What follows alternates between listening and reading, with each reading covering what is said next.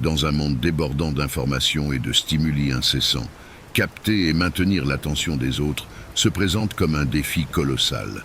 Cependant, en incorporant des tactiques raffinées, notamment celles développées par les experts en négociation aux enjeux élevés du FBI, nous disposons d'un arsenal enrichi de stratégies et de techniques psychologiques.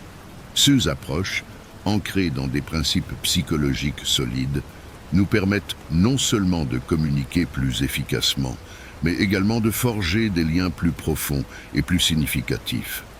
De l'efficacité d'un sourire authentique au pouvoir de l'attente, chaque méthode, désormais renforcée par les tactiques de négociation et de lecture comportementale utilisées par les agents du FBI, révèle un aspect fascinant de l'esprit humain. Ces connaissances fournissent des informations précieuses sur la manière dont nous pouvons améliorer nos interactions mutuelles, les rendant plus percutantes et authentiques.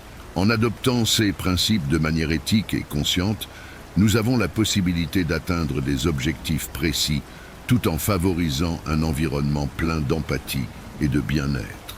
Ce guide vous invite à un voyage immersif dans le monde de la psychologie appliquée, enrichi de techniques d'influence et de persuasion d'élite, ouvrant de nouvelles possibilités d'interaction efficaces et de véritables connexions. Préparez-vous à explorer comment l'étude du comportement humain, complétée par des stratégies éprouvées dans le domaine de la négociation et de l'enquête, peut améliorer considérablement notre capacité à communiquer et à renforcer les liens avec ceux qui nous entourent. Passant à la première étape de notre contenu, il est important de se concentrer sur l'art de la communication persuasive.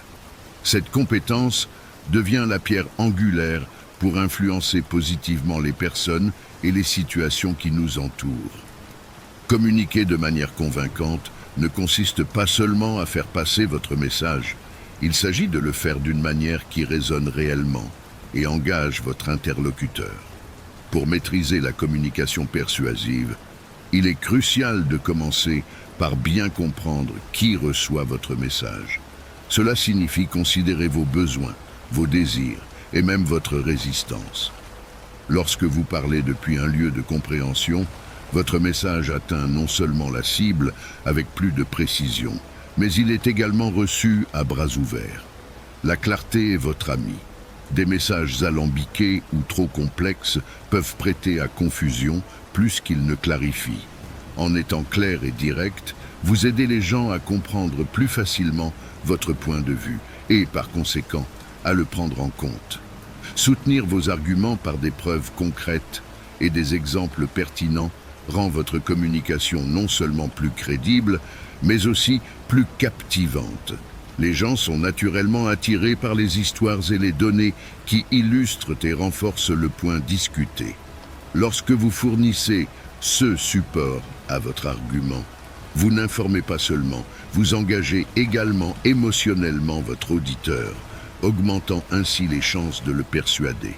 De plus, la capacité d'écoute active ne peut être sous-estimée. La communication est une voie à double sens.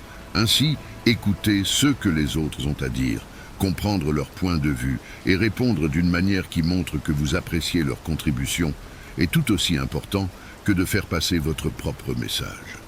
Non seulement cela aide à établir une relation de confiance et de respect mutuel, mais cela peut également fournir des informations précieuses que vous pouvez utiliser pour ajuster et améliorer votre approche de persuasion. Enfin, une communication persuasive efficace est également une question de pratique. Plus vous exercerez ces compétences, plus vous parviendrez à les appliquer dans les situations les plus diverses. En adoptant ces pratiques, vous pourrez non seulement influencer les résultats de manière positive, mais vous contribuerez également à un environnement de meilleure compréhension et collaboration, quel que soit le contexte dans lequel vous vous trouvez. En passant à la deuxième étape de notre parcours, visant à influencer positivement grâce à des techniques psychologiques, nous nous concentrons sur l'exemple. Cette stratégie résonne non seulement avec les principes stoïciens, mais est également illustrée par des personnages historiques et des dirigeants contemporains, dont les actions ont inspiré des changements significatifs et positifs. Un exemple notable de prêcher par l'exemple dans l'histoire est le Mahatma Gandhi. Son attachement aux principes de non-violence et de résistance pacifique contre la domination britannique en Inde démontre une stricte adhésion aux valeurs qu'il défendait. Gandhi a vécu modestement, en totale conformité avec les principes qu'il prêchait, inspirant des millions de personnes à le rejoindre dans la lutte pour l'indépendance de l'Inde. Il a résumé l'idée selon laquelle vous devez être le changement que vous voulez voir dans le monde. Un concept qui fait profondément écho à la philosophie stoïcienne de vivre selon ses valeurs. Dans le monde des affaires, nous pouvons nous tourner vers des personnalités comme Steve Jobs, dont la passion pour le design, l'innovation et la qualité a défini la culture et les produits Apple. Jobs exigeait non seulement l'excellence de la part de son équipe, mais il déployait également des efforts personnels dans chaque détail des produits Apple, établissant ainsi une norme d'innovation et de design qui révolutionnait de nombreux secteurs. Son leadership, par l'exemple, a façonné l'une des entreprises les plus prospères et innovantes au monde. Dans le domaine social et environnemental, Greta Thunberg s'impose comme un exemple contemporain de leadership par l'exemple. Ayant commencé son parcours en tant qu'étudiante solitaire manifestant devant le Parlement suédois, Greta a inspiré un mouvement mondial de jeunes exigeant une action climatique. Son dévouement sans faille aux principes environnementaux et sa volonté d'agir en voyageant en train pour réduire son empreinte carbone, par exemple, renforce son message et mobilise l'action collective. Ces exemples concrets illustrent à quel point donner l'exemple n'est pas simplement une tactique d'influence. C'est un engagement à vivre les valeurs et les principes que nous défendons. Qu'il s'agisse de libérer une nation, d'innover technologiquement ou de lutter contre le changement climatique, donner l'exemple s'avère être une force puissante pour inspirer l'action, le changement et la loyauté. En incorporant ce principe dans nos propres vies, en suivant le chemin emprunté par les dirigeants stoïques et les figures inspirantes à travers l'histoire, nous pouvons non seulement motiver les autres à suivre notre exemple, mais aussi favoriser une culture d'intégrité, de responsabilité et de changement positif. C'est là le pouvoir indéniable de donner l'exemple, une stratégie qui transcende le temps et continue d'être une source d'inspiration et d'influence dans toutes les sphères de la vie humaine. Reconnaître les émotions des autres implique un exercice d'empathie profonde, dans lequel nous validons et respectons les sentiments d'une autre personne comme étant vrais et importants, indépendamment de notre propre point de vue ou de notre accord. Cette pratique montre non seulement à l'autre que son expérience est vue et valorisée, mais elle établit également un terrain de confiance et de compréhension mutuelle. C'est un geste qui dit « Je te vois, je t'entends, et ce que tu ressens compte pour moi ». L'empathie, base de cette technique, est un concept largement discuté et valorisé dans la philosophie stoïcienne. Les stoïciens croyaient en l'idée que nous faisons tous partie d'un même tout, partageant une rationalité commune. En ce sens, comprendre et valider les émotions des autres, c'est reconnaître ce lien fondamental entre tous les êtres humains. C'est une reconnaissance de notre interdépendance et de l'importance de se soutenir mutuellement dans notre voyage collectif à travers la vie. Un exemple frappant de cette capacité à reconnaître et à valider les émotions des autres dans la vie réelle est l'approche de Fred Rogers, également connu sous le nom de Mr. Rogers. Tout au long de sa carrière télévisuelle, Rogers a abordé des sujets complexes et émotionnels de manière à ce que les enfants et les adultes se sentent compris et respectés. Il n'a jamais minimisé les sentiments de ses jeunes téléspectateurs, mais les a validés, leur montrant qu'il était normal de se sentir effrayé, en colère ou triste. Cette approche a non seulement fait de lui un influenceur aimé et respecté, mais a également démontré le pouvoir de la reconnaissance émotionnelle pour guérir et unir. En milieu de travail, cette technique peut transformer complètement le dynamisme d'une équipe. Les dirigeants qui reconnaissent et valident les émotions de leurs employés créent un environnement de travail plus ouvert et plus sûr, dans lequel les gens se sentent à l'aise pour exprimer leurs idées, leurs préoccupations et leurs inspirations. Cela augmente non seulement la satisfaction et l'engagement au travail, mais favorise également une culture d'innovation et de collaboration efficace. Mettre en œuvre la reconnaissance des émotions d'autrui demande de la pratique et de la sensibilité. Cela implique d'écouter activement, d'observer les signaux non-verbaux, de poser des questions ouvertes et surtout d'offrir un espace pour que les émotions s'expriment sans jugement. En maîtrisant cette compétence, nous améliorons non seulement nos relations interpersonnelles, mais nous devenons également des agents de changement positifs, capables d'influencer les environnements qui nous entourent de manière profondément significative et empathique. Passons maintenant à la 4e étape de notre exploration des techniques psychologiques pour améliorer la communication et l'influence. Nous plongeons dans le questionnement socratique. Cette technique, inspirée de la méthode utilisée par le philosophe grec Socrate, est un outil puissant pour favoriser une réflexion profonde, une introspection et une ouverture à de nouvelles perspectives.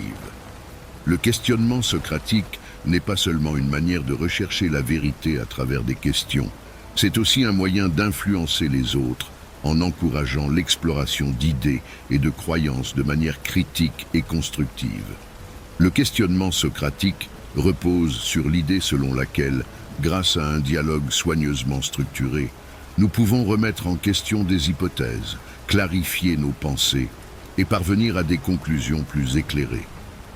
Ce processus ne consiste pas seulement à poser des questions, mais à poser les bonnes questions au moment opportun, encourageant ainsi une profondeur de réflexion rarement atteinte dans les conversations quotidiennes. Cette méthode peut être particulièrement efficace dans les situations où les opinions semblent polarisées ou lorsque l'on cherche à approfondir une compréhension d'un sujet complexe. Mise en œuvre pratique du questionnement socratique. Établir un environnement de confiance. Pour que le questionnement socratique soit efficace, il est crucial qu'il existe un environnement de respect mutuel et de confiance dans lequel les parties se sentent en sécurité pour exprimer leurs idées et leurs pensées sans crainte d'être jugées. Posez des questions ouvertes. Commencez par des questions auxquelles on ne peut pas répondre par un simple oui ou non. Les questions ouvertes encouragent la réflexion et l'exploration d'idées plus profondes. Écoutez activement. L'essence du questionnement socratique est la capacité d'écouter véritablement les réponses données, car cela éclairera les prochaines questions à poser. L'écoute active démontre le respect du point de vue de l'autre et contribue à approfondir le dialogue. Encourager l'auto-analyse.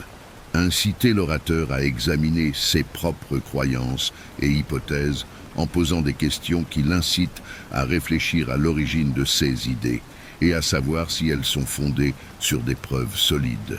Soyez flexible. Soyez prêt à suivre le déroulement de la conversation en adaptant vos questions en fonction des réponses que vous recevez.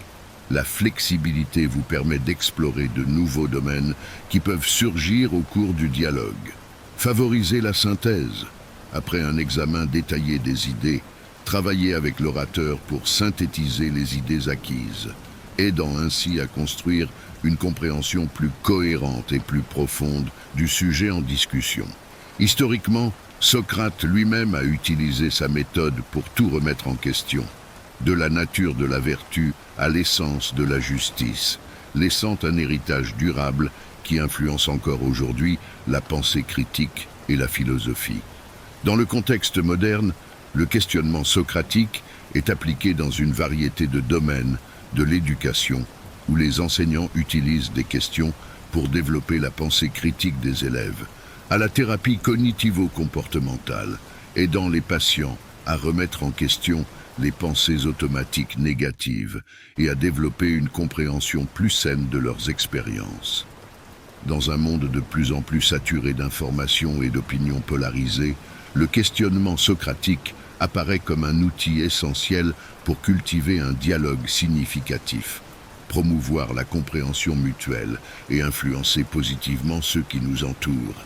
En adoptant cette technique, nous enrichissons non seulement nos propres perspectives, mais nous ouvrons également un espace permettant aux autres d'explorer et d'élargir leur vision du monde de manière respectueuse et constructive. Poursuivant avec la 5e étape de notre parcours de techniques psychologiques visant à influencer et à guider efficacement les personnes et les situations, nous explorons maintenant le concept crucial de l'établissement d'objectifs partagés. À ce stade, nous soulignons l'importance de créer des objectifs qui unissent les gens autour d'un objectif commun, en canalisant leur énergie et leur concentration vers un objectif commun. La capacité d'aligner les intérêts d'un groupe autour d'un objectif commun facilite non seulement la coordination et l'effort collectif, mais sert également de puissant catalyseur pour l'action collective, en particulier lorsque l'intention est d'influencer positivement le cours des événements ou de façonner les comportements de manière constructive. Au cœur de l'établissement d'objectifs partagés se trouve l'idée de favoriser un sens unifié du but qui résonne profondément avec les valeurs, les désirs et les besoins de chaque individu impliqué. Lorsque les gens reconnaissent que leurs contributions sont fondamentales au succès d'une cause plus grande qu'eux-mêmes, un nouveau niveau d'engagement et de motivation se réveille, les encourageant à se consacrer activement à la réalisation de ces objectifs. La mise en œuvre de ce concept commence par un dialogue ouvert et authentique, une invitation pour tous les participants à partager leurs visions et leurs valeurs. Ce premier moment est crucial pour découvrir un terrain d'entente et définir des objectifs significatifs et passionnants pour chacun. En outre, il est impératif de définir clairement ces objectifs.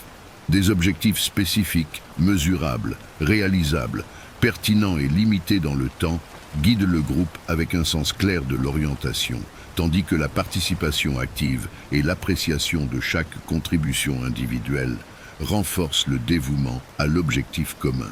En milieu de travail, par exemple, un leader peut faire appel à son équipe pour définir des objectifs qui alignent les objectifs organisationnels avec le développement professionnel et personnel de chaque membre.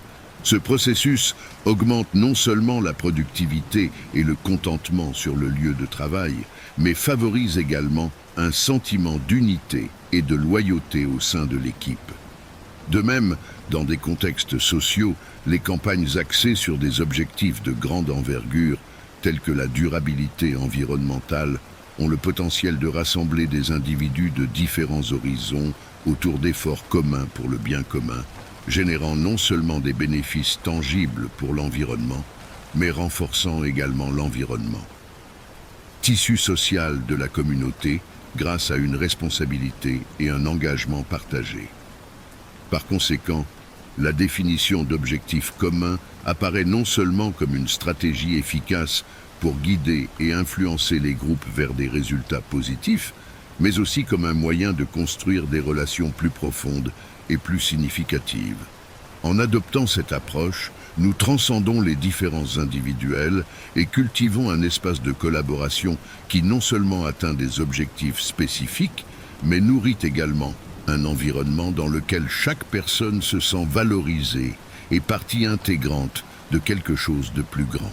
En passant à la 6e étape de notre étude des techniques psychologiques pour influencer les personnes et les situations, nous nous concentrons sur la réciprocité. La réciprocité est un principe fondamental dans les relations humaines, soutenant l'idée selon laquelle les actions bienveillantes et généreuses ont tendance à être réciproques. Cette norme sociale puissante peut être un outil efficace pour instaurer la confiance et favoriser les relations de coopération, éléments fondamentaux de toute forme d'influence positive et durable. La réciprocité ne se limite pas à l'échange de faveurs ou de biens matériels. Cela s'étend au partage de connaissances, de temps, d'attention et de soutien émotionnel. Lorsqu'une personne se sent valorisée et soutenue, un désir de lui rendre l'appareil surgit naturellement, créant ainsi un cercle vertueux de donner et de recevoir. Ce principe est profondément enraciné dans notre psychologie sociale, influençant non seulement les interactions personnelles, mais également les décisions dans le cadre professionnel et commercial. Pour appliquer efficacement la réciprocité dans la pratique, il est important de commencer par de véritables gestes de générosité sans attente immédiate de retour. Cela peut aller d'un compliment sincère à la prise du temps d'écouter activement les préoccupations de quelqu'un jusqu'à des actes d'aide désintéressés. La clé est l'authenticité. Les actions doivent provenir d'un véritable désir de contribuer au bien-être des autres. Un exemple classique de réciprocité en action peut être vu sur le lieu de travail.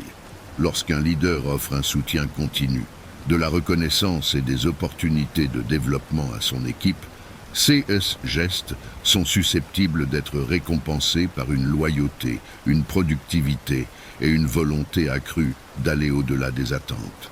Cette dynamique renforce un environnement de travail positif où les dirigeants et les membres de l'équipe se considèrent comme des partenaires vers une réussite commune. De plus, la réciprocité joue un rôle crucial dans l'établissement de relations commerciales durables. Par exemple, les entreprises qui proposent des échantillons gratuits, des garanties de satisfaction ou un service exceptionnel connaissent souvent une fidélisation accrue de leurs clients. Les clients, se sentant valorisés par l'entreprise, sont plus susceptibles de continuer à choisir vos produits ou services et de les recommander à d'autres. Il est cependant essentiel que la réciprocité soit pratiquée avec intégrité, en évitant toute manipulation. L'objectif devrait toujours être de renforcer les relations et de promouvoir un environnement de soutien mutuel. Lorsqu'elle est bien appliquée, la réciprocité peut transformer des relations superficielles en liens profonds et significatifs, créant ainsi une communauté d'individus qui se sentent valorisés et déterminés à se soutenir mutuellement. Bref, la réciprocité est un puissant outil d'influence, capable de créer des liens forts et de favoriser une coopération efficace.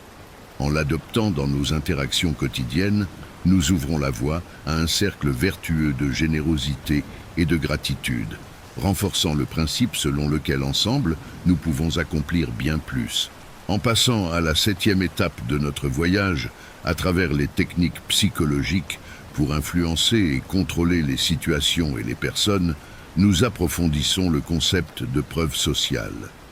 La preuve sociale est un puissant mécanisme psychologique par lequel les gens déterminent ce qui est correct ou souhaitable en fonction des actions des autres. Essentiellement, ce principe suggère que nous considérons le comportement comme plus approprié ou correct lorsque nous observons que d'autres s'y engagent. La preuve sociale sert de guide dans les situations d'incertitude où la décision sur la manière d'agir est influencée par ce que font les autres. Ce principe est particulièrement évident à notre époque numérique, où l'influence des médias sociaux et des avis en ligne joue un rôle important dans les décisions d'achat, les choix de divertissement et même les perspectives politiques. Par exemple, un produit ou un service bénéficiant de nombreux avis positifs en ligne est souvent perçu comme étant de haute qualité, ce qui encourage les nouveaux consommateurs à faire le même choix. De même, lorsque nous voyons nos amis ou influenceurs que nous suivons adopter une nouvelle tendance, nous sommes naturellement enclins à l'explorer également. La preuve sociale façonne non seulement les comportements des consommateurs, mais elle joue également un rôle fondamental dans la formation des opinions et des attitudes. Cela est mis en évidence dans les campagnes de sensibilisation du public, où le fait de montrer qu'un grand nombre de personnes effectuent un changement positif, comme le recyclage, l'économie d'eau ou l'utilisation des transports publics, peut encourager d'autres à faire de même. Cet effet est amplifié lorsque les gens perçoivent que des individus au sein de leur propre cercle social ou communauté sont engagés dans l'action, ce qui rend le comportement non seulement socialement approuvé, mais également normatif. Pour appliquer efficacement la preuve sociale dans le but d'influencer positivement, il est crucial que les actions, comportements ou choix que vous souhaitez promouvoir soit visible pour le groupe cible. Cela peut être réalisé grâce au partage d'histoires de réussite, de témoignages, de statistiques qui mettent en évidence la popularité d'un choix ou d'un comportement, ou encore grâce à la démonstration visible du soutien à une cause de la part de personnalités publiques ou de dirigeants communautaires. Cependant, lorsque vous utilisez la preuve sociale comme technique d'influence, vous devez procéder avec intégrité et authenticité. La manipulation ou la création de fausses impressions de popularité sont non seulement discutables sur le plan éthique, mais peuvent également miner la confiance à long terme si la vérité éclate. Par conséquent, il est essentiel que la preuve sociale reflète véritablement le soutien ou l'adhésion des autres à la cause ou au comportement que vous souhaitez promouvoir. Un exemple frappant de preuve sociale en action est le comportement des consommateurs, en particulier l'utilisation d'avis et de recommandations en ligne. Les entreprises de vente au détail en ligne comme Amazon illustrent clairement ce phénomène, où les produits avec un grand nombre d'avis positifs ont tendance à attirer plus d'acheteurs que ceux avec peu ou pas d'avis. Ces avis constituent un signal de la qualité et de la fiabilité du produit, guidant les consommateurs dans leurs décisions d'achat. Sur les réseaux sociaux, la preuve sociale se manifeste par le nombre de likes, de partages et de commentaires reçus par une publication.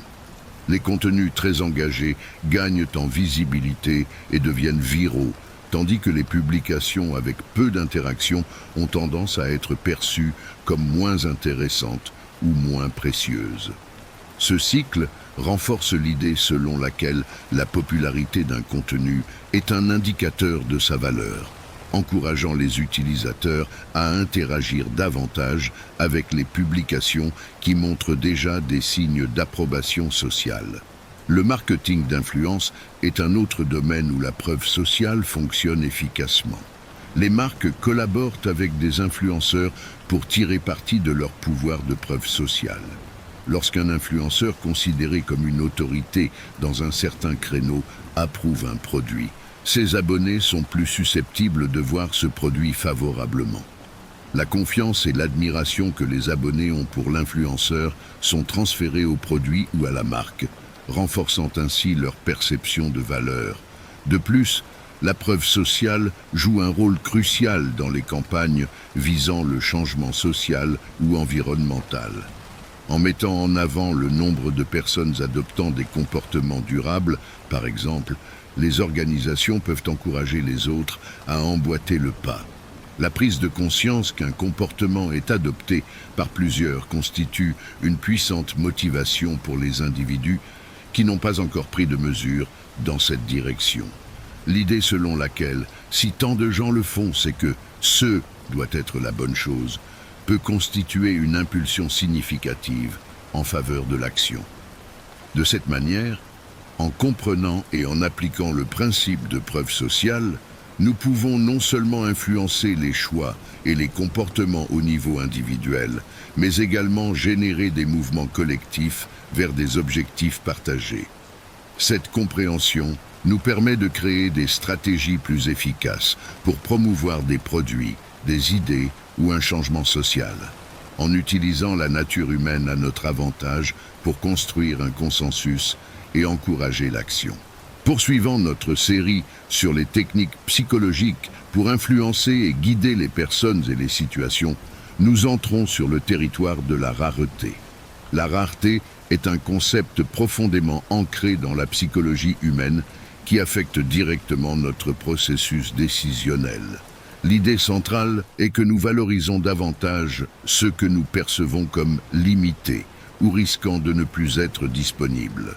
Ce principe peut être observé à la fois dans des contextes de marché, où une offre limitée peut augmenter la valeur perçue d'un produit, et dans des situations sociales où des opportunités rares sont considérées comme plus précieuses. La perception de pénurie génère un sentiment d'urgence, incitant les gens à agir pour éviter la perte.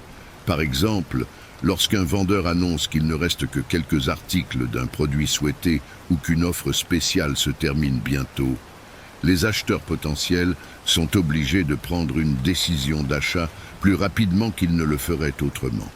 Ce sentiment d'urgence, fondé sur la rareté, peut être un puissant moteur, non seulement pour les ventes, mais aussi pour persuader les gens d'adopter des comportements ou de prendre des décisions spécifiques. Cependant, il est crucial que l'utilisation du principe de rareté se fasse de manière éthique et transparente. Manipuler artificiellement la perception de la pénurie pour pousser indûment les gens à agir peut avoir des conséquences négatives à long terme, notamment une perte de confiance et une atteinte à la réputation. Par conséquent, lorsqu'elle est appliquée, la rareté doit refléter une véritable limitation, communiquée clairement et honnêtement. Un exemple notable de l'application positive de la rareté peut être observé dans les campagnes de sensibilisation à l'environnement. Lorsque les organisations soulignent la rareté des ressources naturelles, comme l'eau douce, et communiquent sur les conséquences de l'inaction, elles encouragent des changements de comportement en faveur de la conservation. Cet appel à l'action repose sur la compréhension que sans effort collectif, le bien précieux est limité dans ce cas, si l'eau peut devenir encore plus rare, ce qui nous affectera tous. En outre, la rareté peut être un puissant catalyseur pour valoriser et apprécier ce que nous avons. Dans les relations interpersonnelles, les moments passés ensemble peuvent être perçus comme plus précieux lorsqu'ils sont rares en raison d'horaires chargés. Cette prise de conscience peut encourager les gens à donner la priorité au temps de qualité passé avec leurs proches, renforçant ainsi les liens et enrichissant les relations. En bref, la rareté, lorsqu'elle est comprise et appliquée de manière éthique, peut être un outil influent pour motiver l'action et l'appréciation. Elle nous rappelle la valeur inhérente des choses, des personnes et des expériences de notre vie, nous encourageant à ne rien prendre pour acquis. En même temps, cela nous met au défi d'agir de manière décisive face à des opportunités limitées, que ce soit en achetant le produit souhaité, en nous engageant dans des causes importantes ou simplement en valorisant le temps passé avec ceux que nous aimons le plus. En passant à la 8e étape de notre exploration des techniques psychologiques pour influencer et contrôler les situations et les personnes, nous approfondissons le pouvoir de l'autorité. L'autorité est un principe fondé sur la tendance naturelle des individus à suivre l'exemple et les instructions d'individus perçus comme des leaders ou des experts dans un domaine donné. Cette influence vient de la conviction que ces individus possèdent des connaissances, des compétences ou un pouvoir supérieur, ce qui les qualifie pour guider les autres ou prendre des décisions importantes. L'influence de l'autorité peut être observée dans différents aspects de la vie, du respect des lois à l'acceptation des recommandations médicales. Dans un contexte commercial, par exemple, les dirigeants et les managers qui font preuve de connaissances, de compétences et de confiance sont plus à même d'inspirer l'action et la loyauté auprès de leurs subordonnés. De même, dans le monde du marketing et de la publicité, des experts ou des célébrités sont souvent utilisés pour promouvoir des produits, tirant parti de leur statut d'autorité pour convaincre les consommateurs. L'authenticité est un aspect crucial de l'exercice efficace de l'autorité. La véritable autorité repose sur une base solide de connaissances, d'expérience et d'intégrité. Les dirigeants qui agissent de manière transparente font preuve de respect envers les autres et s'engagent envers des principes éthiques ont tendance à gagner un niveau de respect et de confiance plus profond. Cela renforce à son tour votre capacité à influencer positivement ceux qui vous entourent. Un exemple historique de l'importance de l'autorité authentique peut être trouvé dans la figure de Nelson Mandela. Son leadership dans le démantèlement de l'apartheid en Afrique du Sud a été profondément influencé par son statut moral et son dévouement infatigable à la justice et à l'égalité. Mandela possédait non seulement une autorité politique, mais aussi une autorité morale incontestable, qui lui a permis de diriger son pays à travers une transition critique et d'inspirer le changement à travers le monde. Pour appliquer efficacement le principe d'autorité, il est essentiel non seulement de démontrer sa compétence, mais également de créer des liens au niveau humain. Cela implique d'écouter activement, de prendre en compte le point de vue des autres et de communiquer d'une manière accessible et compréhensible. En équilibrant connaissances et compétences avec empathie et respect, les dirigeants peuvent cultiver une forme d'autorité à la fois inspirante et motivante. Ainsi, l'autorité, lorsqu'elle repose sur l'authenticité et l'éthique, apparaît comme un puissant outil d'influence. Il permet aux dirigeants, experts et influenceurs de tout type de guider et d'inspirer efficacement les autres, favorisant non seulement la réalisation d'objectifs spécifiques, mais contribuant également au développement d'une culture de respect, d'apprentissage et de croissance mutuelle. Poursuivant avec la 9e étape de notre analyse des techniques psychologiques pour influencer les gens et contrôler les situations, nous explorons le principe d'engagement et de cohérence. Ce concept, basé sur l'idée que les gens ont une propension naturelle à aligner leurs actions futures sur leurs engagements antérieurs, est un outil psychologique puissant pour motiver des changements de comportement et des décisions. La cohérence est valorisée dans la société, car elle est associée à la rationalité, à la fiabilité et à l'intégrité. Une fois qu'une personne s'engage publiquement dans une idée ou une action, une pression interne et sociale apparaît pour agir d'une manière conforme à cet engagement.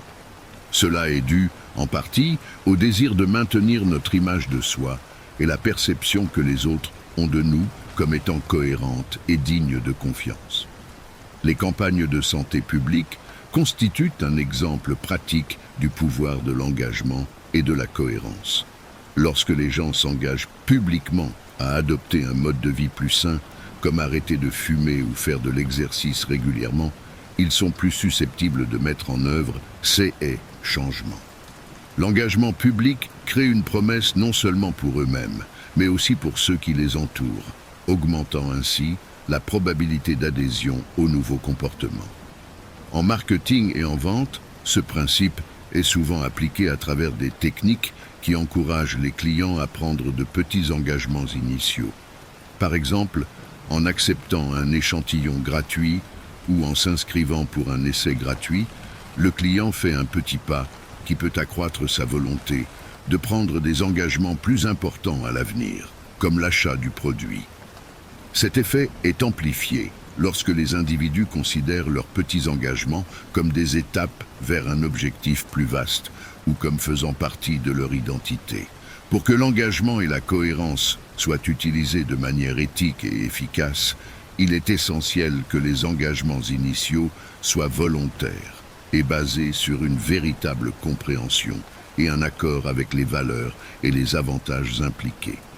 La coercition ou la manipulation des engagements contredit l'essence de ce principe et peut conduire à des résultats négatifs à long terme, notamment à la résistance et à la perte de confiance. La mise en œuvre réussie de ce principe dépend également de la création d'opportunités pour de petits engagements perçus comme significatifs par l'individu, lui permettant de considérer chaque action comme le reflet de ses propres choix et valeurs. Cela augmente non seulement l'adhésion au comportement souhaité, mais renforce également l'efficacité personnelle et la satisfaction personnelle. En bref, l'engagement et la cohérence sont des principes psychologiques puissants qui, lorsqu'ils sont appliqués avec soin et respect, peuvent conduire à des changements durables et significatifs dans le comportement des gens. En encourageant les engagements initiaux qui reflètent les valeurs et les aspirations de l'individu, nous pouvons créer une voie vers des actions plus cohérentes et alignées, favorisant un cycle positif de croissance personnelle et collective. Poursuivant avec la 10e étape de notre exploration des techniques d'influence et de contrôle des situations et des personnes, nous détaillerons la lecture à froid. Cette technique consiste à observer et à interpréter une série d'indices non-verbaux, tels que le langage corporel, les expressions faciales, la mode et les accessoires, pour déduire des détails sur une personne. presque comme un acte de divination basé sur des perceptions accrues. La lecture froide est souvent associée aux mentalistes et aux lecteurs psychiques, mais ses applications vont beaucoup plus loin, étant un outil précieux dans les négociations, le leadership, la thérapie et tout contexte où une compréhension et une connexion rapide avec les autres sont cruciales. La capacité de lire quelqu'un de manière efficace peut ouvrir la porte à une communication plus efficace, en établissant dès le départ l'empathie et la confiance. Pour commencer à pratiquer la lecture à froid, la première étape consiste à développer une observation attentive. Cela signifie prêter attention non seulement à ce qui est dit, mais aussi à la manière dont cela est dit et à ce qui n'est pas dit. Le ton de la voix, la posture, les gestes et même les choix vestimentaires peuvent en révéler beaucoup sur l'état émotionnel d'une personne, vos préoccupations, vos intérêts et la personnalité. Par exemple, une personne qui parle rapidement et avec des gestes larges peut être excitée ou anxieuse, tandis qu'une personne dont les bras restent croisés peut se protéger ou se retirer de la conversation. De même, les accessoires ou les vêtements qui mettent en valeur un certain style ou un certain intérêt peuvent être des points de départ pour des conversations et des connexions plus profondes. Une autre facette importante de la lecture à froid est la capacité de tirer des conclusions éclairées basées sur les informations recueillies. Cela implique un peu de connaissance sur la psychologie humaine et une dose d'intuition. Par exemple, si quelqu'un mentionne brièvement un passe-temps ou un intérêt, utiliser ce point pour approfondir la conversation peut démontrer de l'empathie et un véritable intérêt, renforçant ainsi le lien. Cependant, il est crucial d'utiliser la lecture à froid de manière éthique et respectueuse. L'objectif doit toujours être d'améliorer la communication et la compréhension, sans jamais manipuler ou tromper. Lorsqu'elle est pratiquée avec intégrité, la lecture à froid peut être un outil incroyablement efficace pour établir des relations significatives, faciliter la communication et, en fin de compte, influencer positivement les interactions et les situations.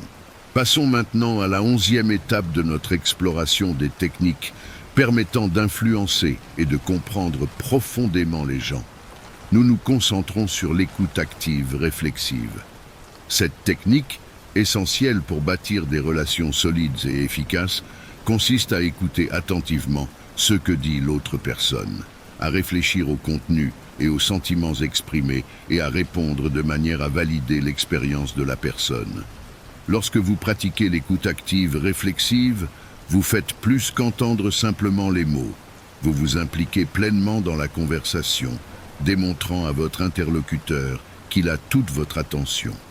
Cela se fait par un contact visuel direct, un hochement de tête, des expressions faciales qui montrent la compréhension et, occasionnellement, une paraphrase ou un résumé de CE qui a été dit pour garantir que le message a été correctement compris.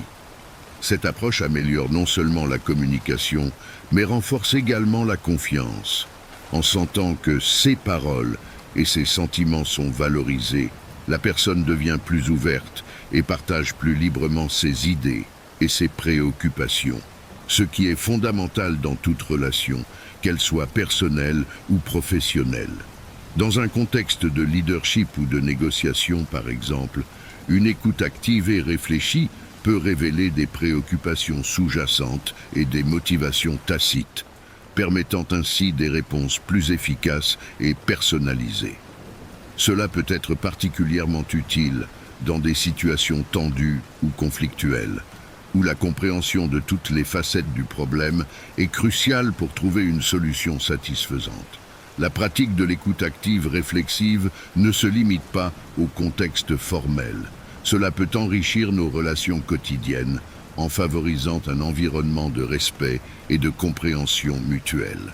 En accordant toute votre attention à quelqu'un, vous communiquez qu'il est important pour vous, renforçant les liens et favorisant un espace sûr pour une expression authentique.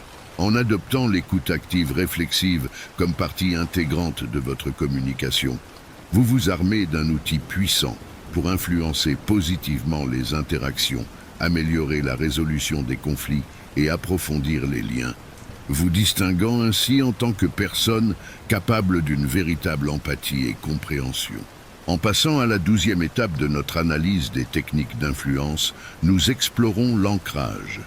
L'ancrage est un concept psychologique qui fait référence à l'utilisation d'informations initiales pour établir un point de référence qui influencera les décisions et perceptions ultérieures. Cette technique est largement utilisée dans les négociations, la prise de décision et même dans notre vie quotidienne, souvent sans que nous nous en rendions compte. L'ancrage se produit lorsque la première information proposée agit comme une ancre pour tout ce qui suit. Par exemple, lors d'une négociation de prix, le premier chiffre placé sur la table tend à établir le spectre dans lequel se dérouleront les négociations ultérieures. Si un vendeur commence avec un prix élevé, la négociation peut se concentrer autour de ce chiffre, même si le prix final est inférieur à celui initialement proposé. En pratique, l'ancrage peut être appliqué de manière subtile, mais efficace pour influencer les perceptions des gens et orienter la conversation vers un résultat souhaité. Par exemple, un leader qui souhaite encourager son équipe à augmenter la productivité pourrait se fixer un objectif ambitieux au début du trimestre.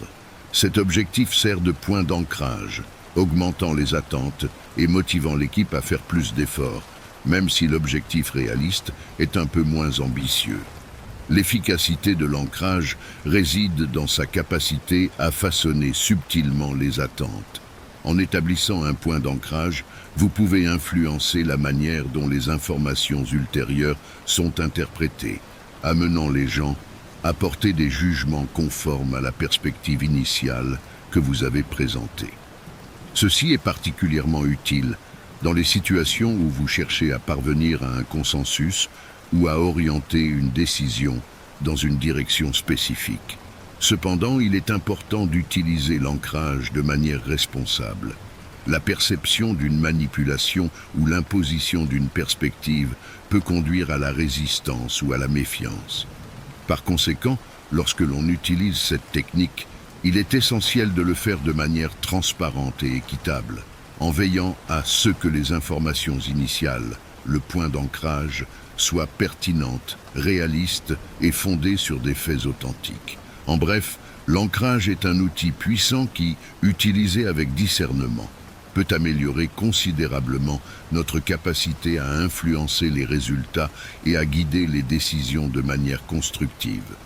Cela nous permet d'établir un terrain d'entente dès le début des interactions, facilitant ainsi des communications plus efficaces et des résultats mutuellement bénéfiques. Passant à la 13e étape de notre série sur les techniques d'influence, nous examinons l'étalonnage émotionnel.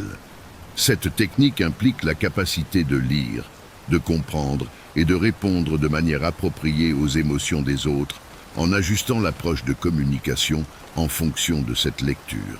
C'est un outil crucial pour les dirigeants, les négociateurs, les thérapeutes et toute personne souhaitant améliorer ses interactions interpersonnelles. L'étalonnage émotionnel permet d'établir un lien plus profond et plus significatif entre les personnes, car il démontre une véritable compréhension des sentiments des autres.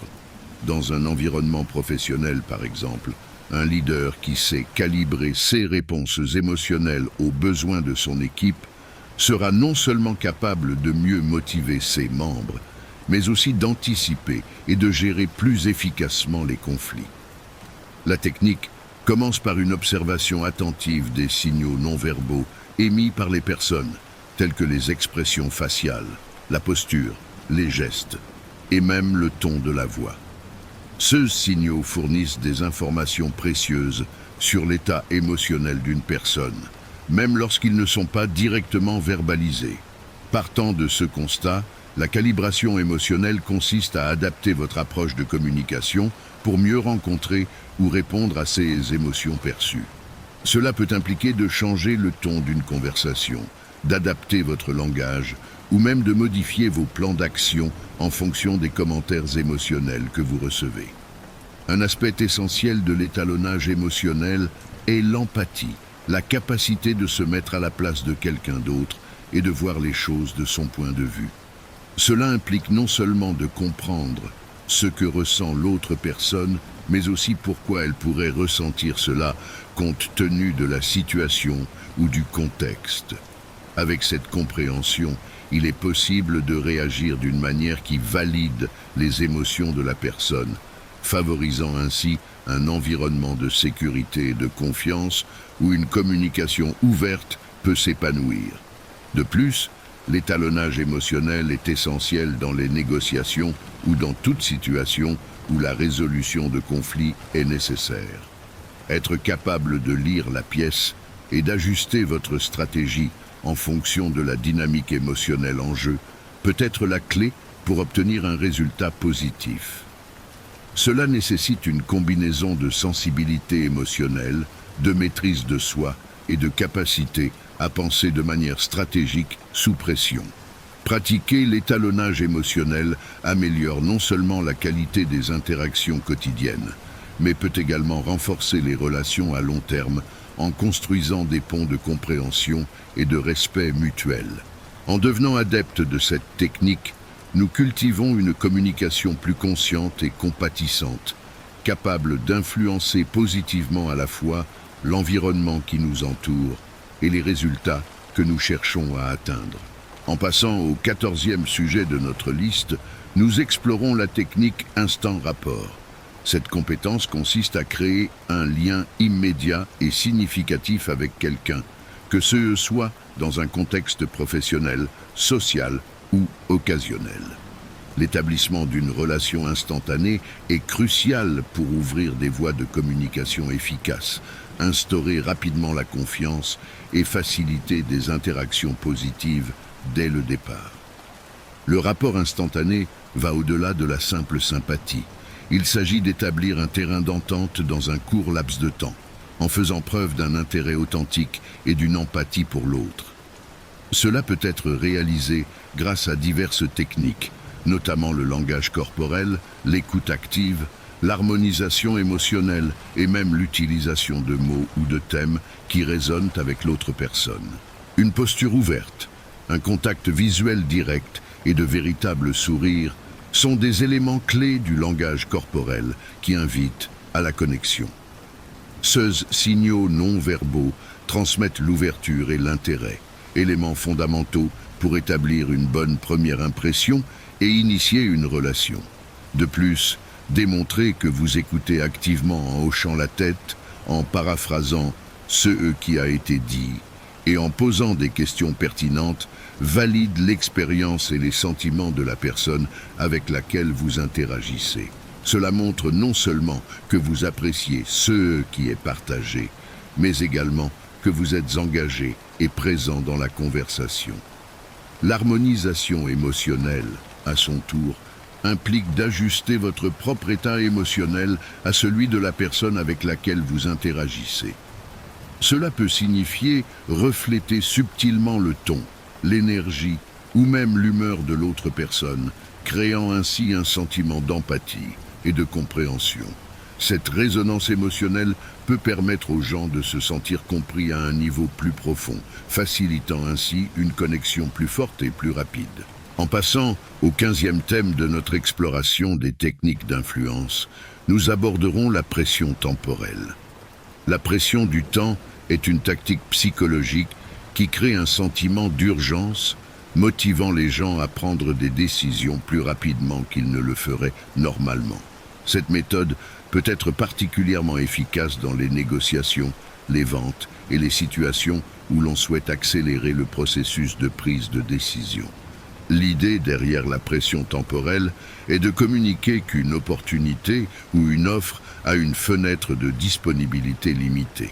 Cela encourage une évaluation accélérée des options et conduit souvent à une action immédiate. C'est une technique qui exploite notre peur de perdre quelque chose de précieux, FOMO, Fear of Missing Out, en faisant pression psychologiquement sur les décisions à prendre rapidement pour éviter le regret de ne pas avoir agi. Dans les contextes de vente, la pression du temps peut être constatée, lorsque des promotions à durée limitée sont proposées ou lorsqu'un produit est en stock limité. Ces conditions incitent les consommateurs à acheter immédiatement, avant l'expiration de l'offre ou avant que le produit ne soit épuisé. De même, dans les négociations, fixer un délai pour la décision peut amener les parties à se mettre d'accord plus rapidement, en cherchant à éviter de perdre l'opportunité de parvenir à un accord avantageux. Cependant, appliquer des contraintes de temps nécessite équilibre et éthique. Une utilisation excessive ou perçue comme manipulatrice de cette tactique peut générer de la méfiance et de la résistance. Il est essentiel que la limitation dans le temps ou la rareté des ressources communiquées soit légitime, afin que la pression du temps ne nuise pas à la relation à long terme avec l'autre partie. Pour que la pression temporelle soit efficace sans être considérée comme coercitive, il est important de communiquer clairement les raisons pour lesquelles l'offre ou l'opportunité est limitée. De plus, il est crucial de fournir suffisamment d'informations pour qu'une décision éclairée puisse être prise. Cela augmente non seulement l'efficacité de la technique, mais contribue également à maintenir l'intégrité et la confiance dans la relation. Passant au 16e sujet de notre liste sur les techniques d'influence, nous plongeons dans le monde des micro-expressions. Les micro-expressions sont des expressions faciales involontaires rapides qui se produisent comme une manifestation directe d'une émotion réelle et souvent inconsciente. Ces expressions peuvent en révéler beaucoup sur les véritables sentiments d'une personne, même si elle essaie de les cacher ou de les contrôler. La capacité de détecter et d'interpréter correctement les micro-expressions peut être un outil incroyablement puissant pour mieux comprendre les intentions et les émotions des autres, améliorant ainsi considérablement la capacité d'influencer et de se connecter à un niveau plus profond.